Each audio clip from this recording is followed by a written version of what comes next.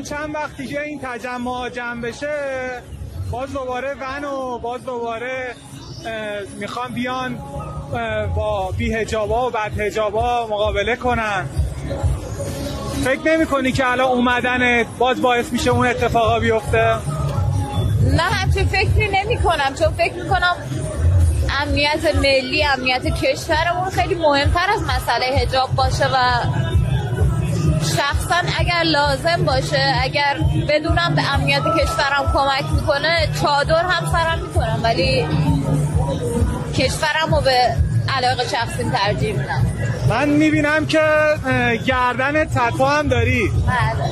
خیلی عجیبه، با شاید این فضای مثلا جمهوری اسلامی متفاوت باشه این چیزا. بله.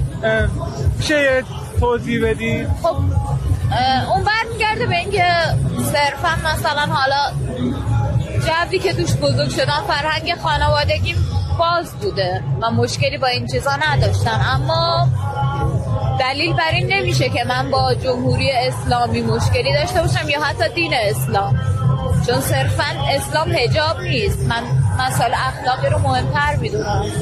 یکی از اصلی ترین مسائل اخلاقی هم همینه که پشت هم دیگه باشیم، کنار همینجوری وایسیم.